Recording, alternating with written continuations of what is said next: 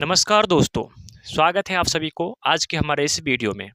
तो दोस्तों, आज की इस क्लास में हम लोग क्लास 10th मैथ के सब्जेक्टिव क्वेश्चन के बारे में बात करने वाले हैं। स्टूडेंट सब तो बहुत सारे मैथ कोई ख़त्म भी कर दिए होंगे, कोई आधा सीधा पर होंगे, कोई 5-10 चैप्टर तक पर होंगे, ठीक है। कोई 2-4 चैप्टर तक मैथ ख़त्म किए होंगे, ठीक है। तो बहुत सारे स्टूडेंट के कन्फ्यूज़ रहता है, जो हम इतना तो मैथ ख़त्म कर लिए हैं, यानी कि मैथ को जो है सो बना के ख़त्म कर लिए हैं, लेकिन इन सारे पूरा महासंग्राम में से जो है कौन सारे जो है सो सब्जेक्टिव क्वेश्चन पूछा जाएगा, वो हमको अंदाज़ा ही नहीं लगता है। कई बार हम देखे हैं, हमको खुद अनुभव हुआ है, जो ऑफलाइन क्लास में जो है बच्चे कई बार आते हैं और मतलब ये सवाल अक्सर पूछ लिया जाते हैं, जो सर मैथ तो हम 15 चैप्टर तक मान के चलिए बना लिए हैं, रिवाइजिंग भी कर लिए हैं, लेकिन उनमें से अगर ये बता देते ना, जो ये क्वेश्चन इस टाइप से अगर आता है तो थोड़ा और बेहतर हो जाता सर, ताकि हम उसको बार बार रिवाइजिंग कर लेते ताकि हमारा अच्छा स्कोर हो सके, ठीक है। तो मैं सोचा अगर ऑफलाइन वाले बच्चे को अगर ये समस्या है, तो ऑनलाइन वाले भी बच्चे को ये समस्या हो सकते हैं। तो इसी को निराकरण करने के लिए यहाँ पे हम जो है सो 10 मात्र यहाँ पे सब्जेक्टिव क्वेश्चन को चूज किया हूँ, जिसको आप सभी अगर अच्छे तरीका से रिवाइजिंग कर लेते हैं या फिर घर पे इसको बना लेते हैं, तो आप सभी के एग्जाम में अच्छा स्कोर हो सकता है।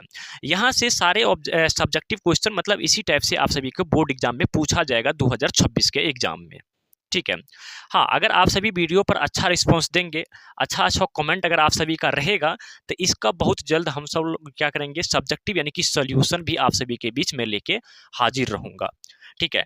तो यहाँ पे चलेंगे class 10th math subjective question के लिए हम लोग बात करने वाले हैं आज की इस सेशन में। पहला नंबर क्वेश्चन है कि इसे सिद्ध करें कि √2 एक अपरिमेय संख्या है।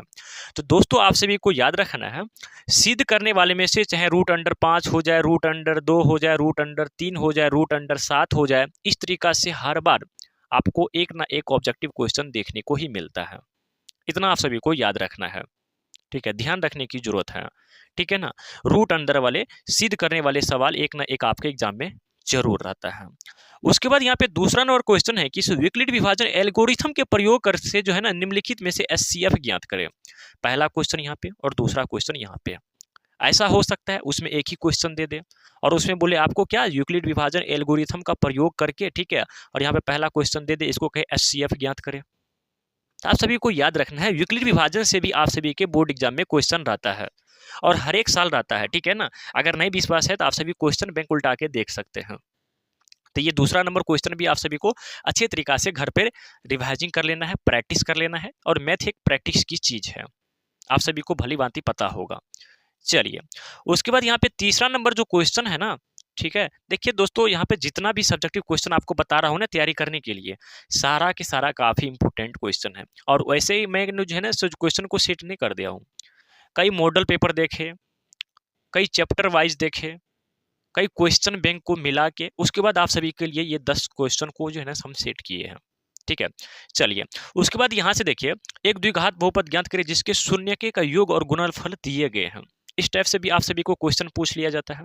उसमें कहेगा आप सभी को द्विघात बहुपद ज्ञात करना है जिसमें शून्य का योग भी दिया है और गुणनफल भी दिया गया है, ठीक है। क्रमशः ऐसे भी लगा सकते हैं, दिए गए की जगह क्रमशः भी दे सकते हैं, ठीक है। तो आप सभी को कंफ्यूज नहीं होना है, ठीक है। तो यहाँ पे देखिए, पहला है अल्फा का मान, दूसरा है बीटा का मान, आप सभी को निकाल लेना है। शून्य का योग होता है अल्फा प्लस बीटा। अगर आप सभी का अच्छा रिस्पॉन्स रहेगा, अगर आप सभी कहिएगा तो कमेंट कर दीजिएगा यस सर, हम जो उसके बाद इसका सब्जेक्टिव भी बता देंगे सॉल्यूशन, ठीक है। चलिए, उसके बाद चौथा नंबर प्रश्न है कि इस AP 7, 10, 13 और 184 को जो है ना, 84 के अंत में 8वां पद जो है ना से ज्ञात करें। इससे भी आप सभी को क्वेश्चन रहता है, AP से भी आप सभी को क्वेश्चन रहता है, ठीक है। चलिए, उसके बाद 5वां नंबर क्वेश्चन है कि समांतर से ऋण 3, 8, 13, 8 का कौन सा पद जो है ना 78 है। काफी VVA objective question, sorry subjective question आप सभी के एग्जाम में आ सकता है, इस टाइप के क्वेश्चन।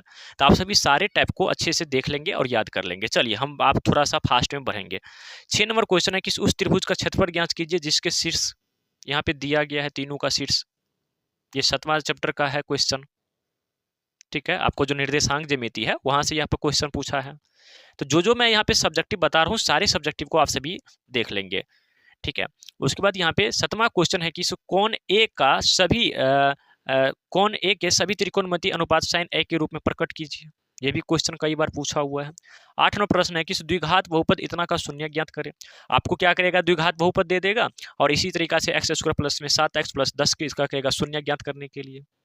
तो आप सभी को अच्छी तरीका से रूम पर या फिर घर पे अच्छी तरीका से प्रैक्टिस रहेगा, तब तो वहां पे जाकर बना सकते हैं।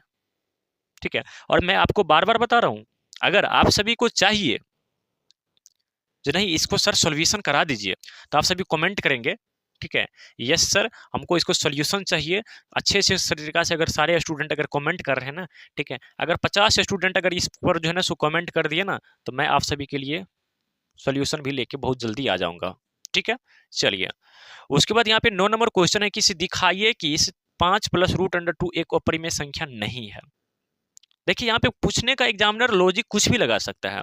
कह रहा है कि दिखाइए कि 5 प्लस रूट 5 एक अपरिमेय संख्या नहीं है, और यहाँ पर ऐसे भी लगा सकता है 5 प्लस रूट अंडर 5 एक अपरिमेय संख्या है। बात दोनों सेम ही कर रहा है, आपको वही सिद्ध करना है ये अपरिमेय नहीं है। ठीक है, और पूछने का यहाँ पे नजरिया चेंज कर दिया, तो यही रीजन रहता है। स्टूडेंट सब जो है सो एग्जाम में जाके बोलते हैं सर हम तो यहाँ पे पूरा चैप्टर खत्म करके गए थे। रीजन यही है, आप सभी अच्छे तरीका से घर पे समझिए कौन क्वेश्चन किस तरीका से पूछा जाता है।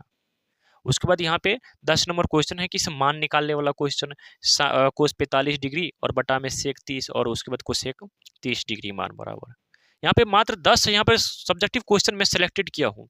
अगर यहाँ पे जाते हैं तो आप सभी को 8 क्वेश्चन यहाँ से आप सभी को सब्जेक्टिव में जरूर आएगा। ठीक है ना, इतना मैं गारंटी के साथ कह भी सकता हूँ। ठीक है, मतलब इस तरीका से सेट किया गया। ठीक है, तो आप सभी सारे जो भी बताए हैं सब्जेक्टिव, यहाँ पे सारे सब्जेक्टिव क्वेश्चन को अच्छे तरीका से घर पे जो है ना सब प्रैक्टिस कर सकते हैं। इसी में से सारे सब्जेक्टिव क्वेश्चन आप सभी को बोर्ड एग्जाम में आएगा। ठीक है, तो उम्मीद करते हैं आप सभी को समझ में आ गया होगा और कंफ्यूजन भी दूर हो गया होगा जो मैथ में जो है ना सर कहाँ से कैसे ऑब्जेक्टिव को या सब्जेक्टिव क्वेश्चन आता है। ठीक है, तो आप सभी को अगर अच्छा तरीका से वीडियो पसंद आ गया होगा तो वीडियो को लाइक करेंगे और वीडियो को जो है ना हाइप जरूर करेंगे। ठीक है, जैसे आप लाइक करते हैं उसके बाद तुरंत आता है हाइप करने वाला, तो हाइप भी जरूर करेंगे। ठीक है, अगर आप सभी चाहते हैं इसका सोल्यूशन चाहिए तो आप सभी यस सर लिख देंगे, आप सभी को कमेंट बॉक्स में यस सर लिख देंगे, और 50 स्टूडेंट अगर यस सर लिख रहे हैं तो आप सभी का इसका सोल्यूशन मैं बहुत जल्द लेकर आने वाला हूँ, और उसका सोल्यूशन का PDF भी आप सभी को दूंगा, और वो भी फ्री ऑफ कॉस्ट में। ठीक है, तो आप सभी इसको देखिए, अगर बन रहा है तो ठीक है, अगर कहीं से भी थोड़ा सा दिक्कत हो रहा है तो हमको बोलिए। इन्हीं 10 क्वेश्चन को आप सभी को बना के भी बताऊंगा और उसका PDF नोट्स भी फ्री में प्रोवाइड करूंगा। ठीक है, तो फिर मिलेंगे अगले क्लास में। वीडियो कैसा लगा प्लीज कमेंट करके ही जाइएगा। Thank you so much, love you.